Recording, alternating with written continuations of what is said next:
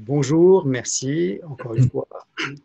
Donc, oui, nous avons été confrontés, notamment par le confinement, à faire de plus en plus de choses à distance, utiliser des outils virtuels, que ce soit des médias riches ou moins riches, c'est-à-dire la communication par email, par téléphone, éventuellement par vidéoconférence, en plus de ce qu'on avait déjà avant, c'est-à-dire les réunions face à face et les diverses façons de communiquer directement ou indirectement. Donc, je pensais utile, je vais partager mon écran tout de suite, je pensais utile de reprendre un peu qu'est-ce qu'on a pu apprendre pendant cette période et qu'est-ce qu'on peut tirer comme leçon sur l'usage des divers outils ou les diverses façons qu'on pourrait utiliser dans les négociations.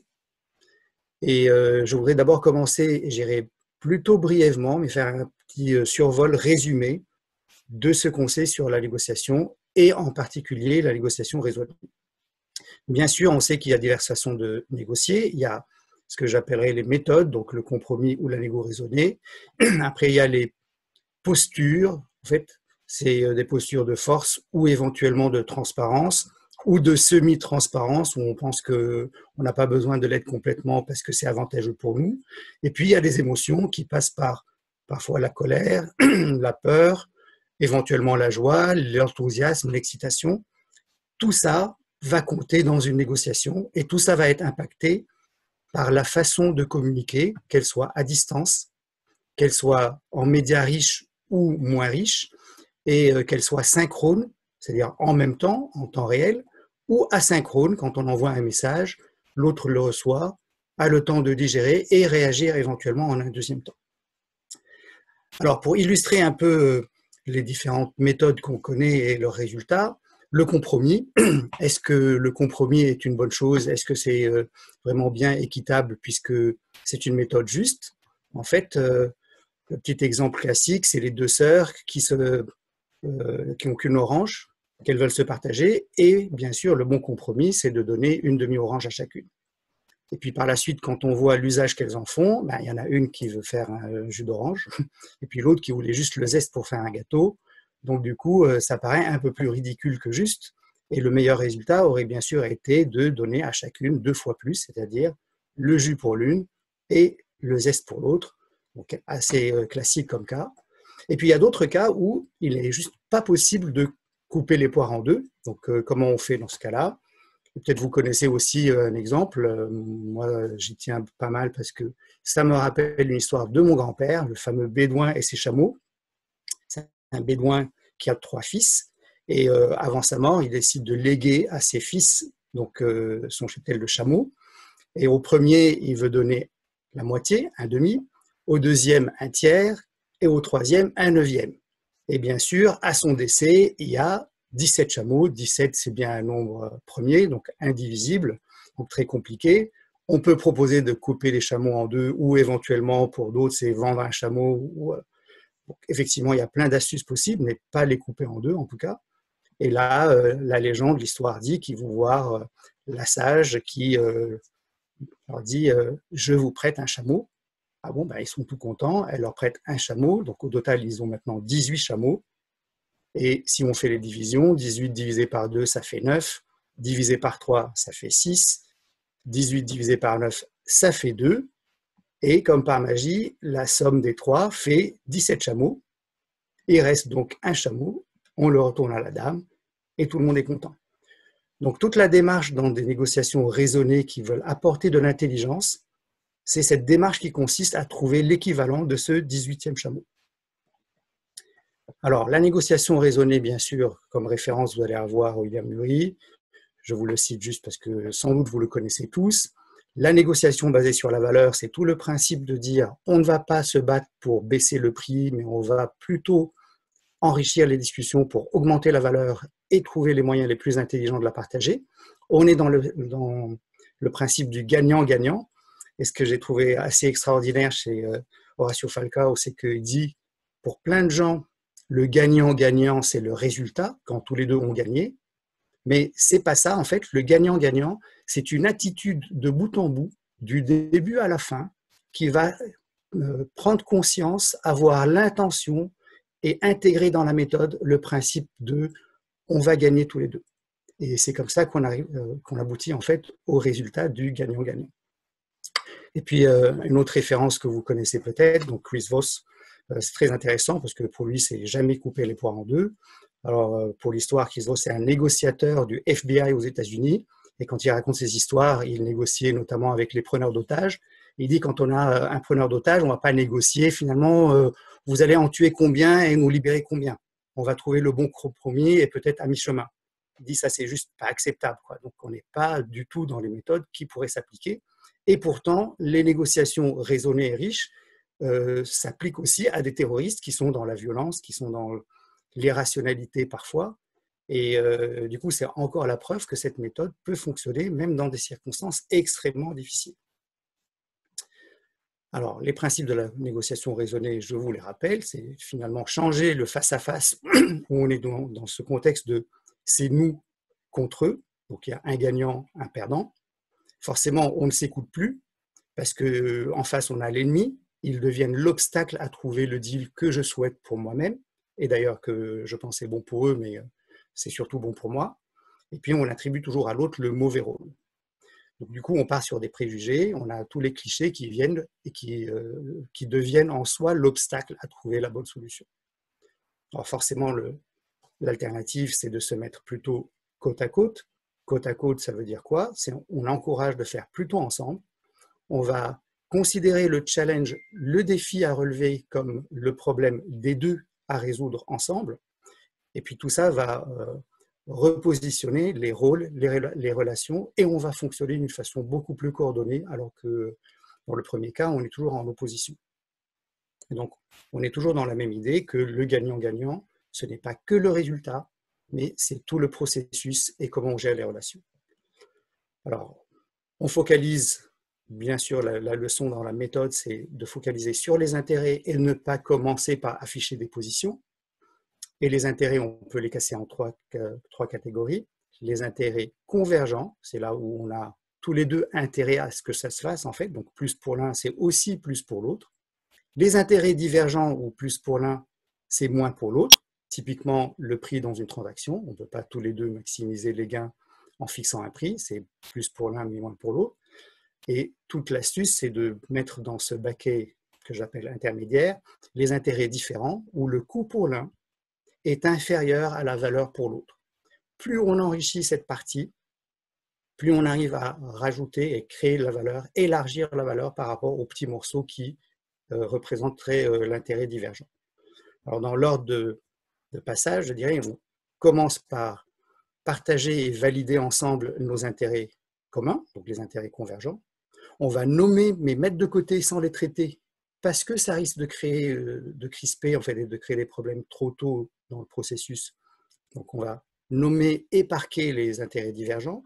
Donc on va se focaliser, brainstormer, explorer, enrichir le débat autour de ces intérêts qu'on appellerait différents. On va jouer des scénarios du genre « et si on faisait ci, et si on faisait ça, et pourquoi pas, et pourquoi ». Donc une fois qu'on a dit ça, il y a aussi deux aménagements à prévoir dans le principe de la négo raisonnée. Le principe du BATNA, et je rajoute le principe du balcon, qui est aussi cher à William Ury. Donc le BATNA, c'est quoi? C'est votre porte de sortie, finalement, c'est le plan B. Donc, et si jamais on n'arrive pas à trouver une issue acceptable par la voie de la négociation, qu'est-ce que je fais? Et puis la notion du balcon, le balcon, c'est pas vraiment la porte de sortie, en fait. C'est là où on sort pour respirer un coup, se calmer quand il y a des tensions, quand les choses sont un peu exacerbées.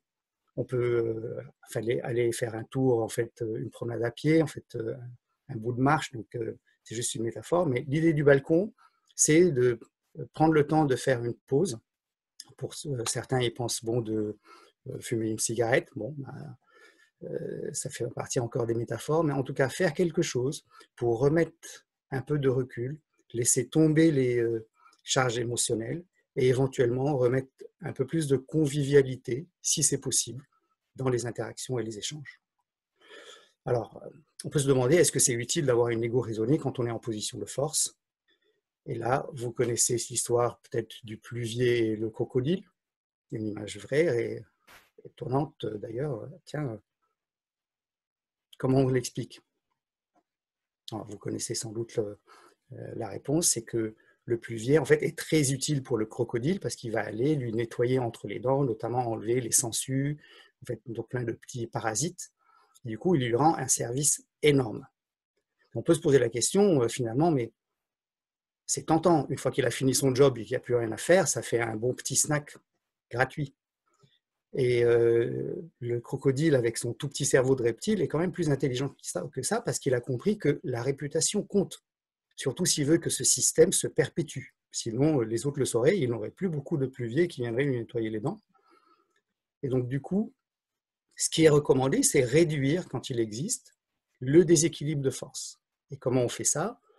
C'est montrer une certaine réciprocité, essayer d'inspirer confiance et de ne pas en fait, utiliser la force comme une menace, donc pour réduire un peu les asymétries, en fait. Tout ça, c'est important. Et de préserver quelque part la relation. Donc, si on réduit la négociation à ce que c'est-à-dire la substance qui va tenir le deal, en fait, la substance n'a pas besoin d'être très étoffée. Parfois, ça tient à un tout petit bout, et ce petit bout est en soi suffisant. En revanche, si on perdait ce petit bout, c'est ce qui rend cette relation, ou le deal, si on parle d'un deal, fragile. Du coup, tout le reste, qui sont la relation et la communication, servent à renforcer le deal. Et les deals riches, en fait, vont tenir sur la solidité des trois composants. Donc, on va en permanence avoir tellement de substances intriquées que finalement, on a énormément de possibilités d'avoir un bon deal, et ce deal va être solide puisqu'il tient à beaucoup plus que ce seul fil. Dans les défis de la communication, c'est là où on commence à rentrer dans le sujet de qu'est-ce qui fait la différence entre le synchrone, asynchrone, média riche ou média moins riche. Il faut comprendre en fait que tous les défis sont dans la communication. Là encore, une très vieille étude de Mehrabian de 71 qui a montré que dans notre façon de communiquer, les paroles, les mots en fait en soi, en fait la phrase, si on peut parler de construction de phrase, ne représentent que 7% de ce qui fait l'impact ou la compréhension du message par la personne à qui on l'adresse. 38% sont dus à la tonalité de la voix, le rythme, en fait la façon de parler. Et 55%, c'est l'attitude corporelle. En fait, c'est tous les messages non verbaux qu'on communique par la gestuelle, par le regard, par la façon de se tenir, sa posture, etc. Alors pourquoi ça c'est important? Parce qu'en permanence, quand on transmet un message, on a une intention qui est la nôtre, du coup on la connaît, mais il y a aussi l'impact sur l'autre qui nous est toujours inconnu. Donc on peut supposer, mais on n'est jamais certain de l'impact. Et inversement, quand quelqu'un d'autre communique, en fait reçoit cette communication, eux sont certains de l'impact, mais ils ne connaissent pas l'intention. Donc, ils présument, ils vont attribuer une intention à celui qui a envoyé le message.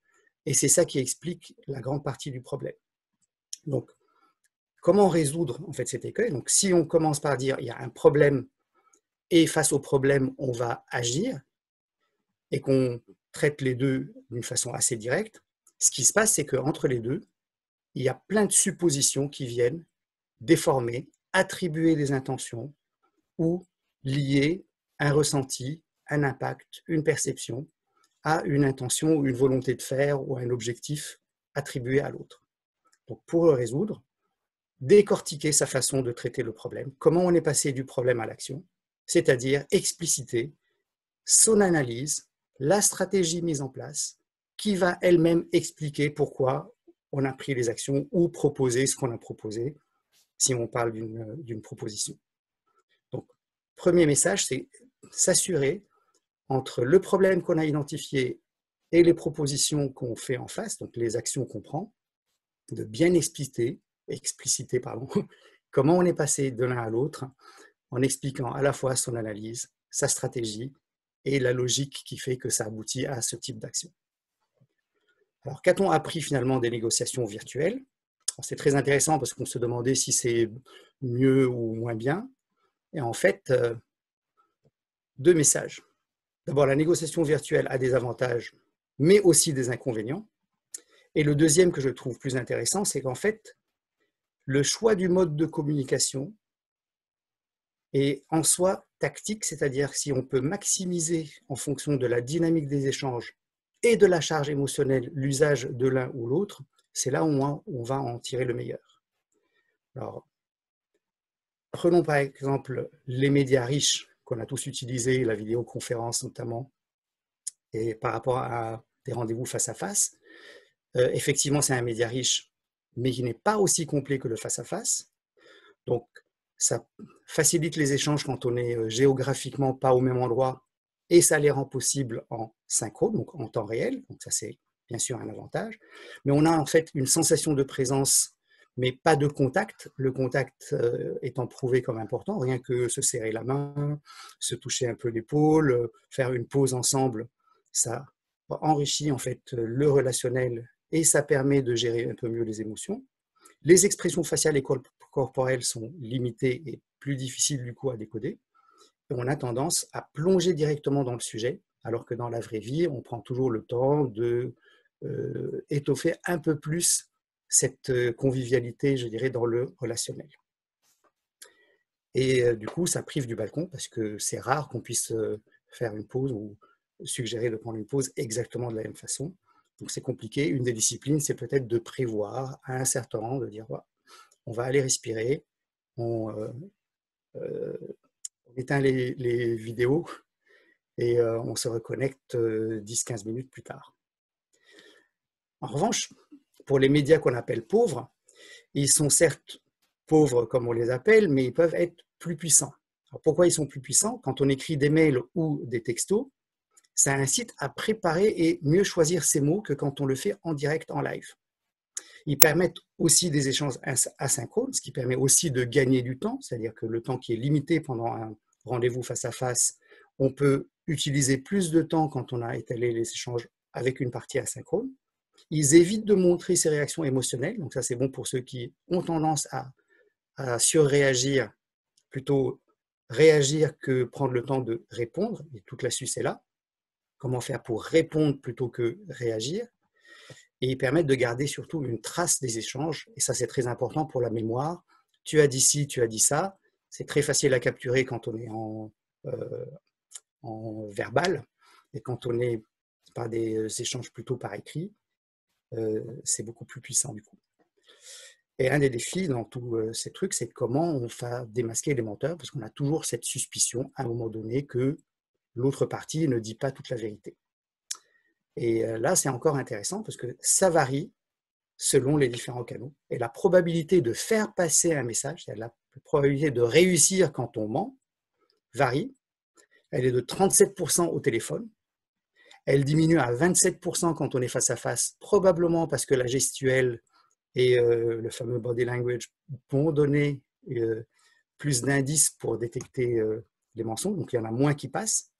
Ça tombe à 21% quand on utilise les textos et à 14% sur les mails étant sans doute plus longs, plus étoffés et du coup plus révélateurs de contenu.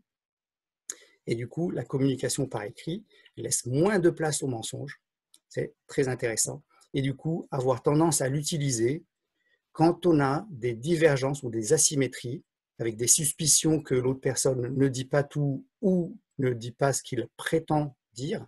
Et là, je ne donnerai pas d'exemple, mais il y a plein de gens qui se font rattraper quand 3-4 mois plus tard, ils prétendent qu'ils n'ont jamais dit ce qu'ils ont dit, alors que c'était déjà écrit dans un tweet. C'est assez violent. Donc, face à face ou virtuel, que choisir en fin de compte? Ben, ça va dépendre, comme j'ai dit, à la fois de la collaboration, en fait, dans la dynamique des échanges et éventuellement, pardon, savoir déceler ou choisir en fonction de l'attitude de l'autre quel est le meilleur média à utiliser. Quand l'attitude en face est neutre ou pas encore connue, on ne sait pas trop à quoi s'en tenir, là, le face-à-face est plus riche, donc du coup plus efficace que le virtuel riche comme les vidéos, et c'est plus efficace que les communications écrites, texto ou mail. Quand on est en mode plutôt de collaboration et que l'autre partie est plutôt collaborative, coopérative, là, le face-à-face ou le virtuel riche média sont pratiquement équivalents parce que on se connaît, il y a cette volonté d'expliquer, on prend le temps d'expliquer ce qu'on fait, et du coup, les deux sont équivalents, et les deux sont plus riches que les médias plus pauvres, comme le mail ou les textos. En revanche, quand on est en terrain plutôt hostile, là, c'est les médias les plus pauvres, puisqu'ils permettent d'expliciter ce qu'on veut et qu'il y a des traces écrites, qui sont plus puissants à la fois que la vidéoconférence et que le face-à-face. C'est aussi parce que ça permet d'éviter les exacerbations émotionnelles et du coup laisse plus de place au contenu et moins la place aux interférences qui viendraient par les émotions, les surréactions. Des questions?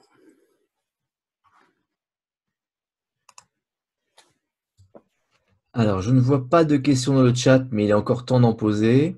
Je voulais juste apporter une petite précision, hein. On parle souvent de cette idée que seulement 7% de la communication est verbale. Vous êtes tous conscients que quand vous regardez une chaîne de télé japonaise, vous allez beau essayer de décrypter les intentions du body language, vous n'allez rien comprendre. Donc, ça s'applique uniquement à la transmission des émotions. Et c'est pour ça que c'est très pertinent dans la présentation que nous fait Joe. On est dans une négociation, on a à juger de l'émotion de l'autre, réussir à pouvoir capter le non-verbal permet d'améliorer les choses. J'ai une question pour Joe. Merci pour ce balayage remarquable de ces différents outils et de ces différentes pensées. Donc, est-ce que tu recommandes, selon l'évolution de la négociation dans le temps, qui peut commencer comme neutre, devenir cordial, puis se tendre un petit peu plus lorsqu'on arrive vers les intérêts divergents, est-ce que tu recommandes de passer d'une méthode à l'autre, d'un outil à l'autre, la visio, le contact, le mail éventuellement? Est-ce que tu tisses tout cela dans une forme de pratique évolutive? Alors, je ne dirais pas pratique évolutive, Patrick, mais plutôt des choix en fonction de la situation. Donc, pour être plus clair, le choix que je préconise personnellement dès le début, et si le choix est dans la négo raisonnée, c'est d'avoir dès le départ une attitude ouverte, collaborative, vers la transparence, même si on peut décider de commencer par être translucide, voir comment l'autre partie réagit, avant d'être totalement transparent. Mais ça, c'est un choix délibéré qu'on fait dès le début. Mais si en cours de route, on sent que l'autre partie n'a pas la même posture, n'a pas la même façon de répondre à cette méthode, c'est là où on va essayer de trouver un mix de différents médias, de façon à clarifier autant que possible qu'est-ce qu'on a en face et éventuellement essayer de comprendre au mieux quelle est l'intention et quel est le contenu de leur message. Bien sûr, en ce faisant, les autres vont mal interpréter ou interpréter différemment nos intentions que nous les voulons. Et du coup, il faudra aussi prendre le temps de répondre aux autres. Et c'est là où on peut vouloir switcher de méthode pour dire ils n'ont pas compris quand je le dis en direct parce que ça les irrite, parce qu'ils n'écoutent plus. Du coup, je vais le remettre par écrit et ça va forcer à remettre les choses plus clairement pour qu'elles soient plus compréhensibles pour les autres. Mais c'est vraiment du dynamique, mais il n'y a pas de programmation à l'avance dans une certaine séquence. C'est vraiment s'adapter et très finement à la situation. Il ne faut pas laisser un décalage entre une volonté de l'autre partie, par exemple, et la façon de répondre à ça, parce que le décalage peut leur faire croire que finalement c'est plus manipulatoire que sincère. Merci Joe. Je vois qu'il y a une question de Nathalie qui demande dans quel cas l'intervention d'un tiers est utile. Alors, l'intervention d'un tiers, ça dépend du rôle du tiers. On a fait jouer des tiers des rôles très divers et variés, le gentil, le méchant, etc. Tout ça, on a tout dit et rien dit quand on a dit faire intervenir des tiers. Si c'est des tiers qui viennent aussi faire le jugement de Salomon, on va couper les bébés en deux, effectivement, ce n'est pas forcément ça qu'on peut attendre. En revanche, les tiers sont extrêmement utiles. Alors les tiers, il faut 2 tiers, c'est-à-dire un de chaque côté, idéalement. Mais les tiers sont toujours très utiles parce qu'ils sont distants, qui peuvent jouer un rôle d'observateur, parce que quand on parle, on on s'entend parler, et quand quelqu'un d'autre parle en même temps que nous, il est impossible d'entendre et encore plus difficile de comprendre le message qui est transmis. Donc le fait d'avoir un tiers qui, lui, observe, écoute et peut éventuellement rapporter plus d'informations, en soi est d'une richesse inestimable en fait. Donc du coup, oui, un tiers, mais attention, pas de jeu de rôle qui ne soit pas dans la méthode.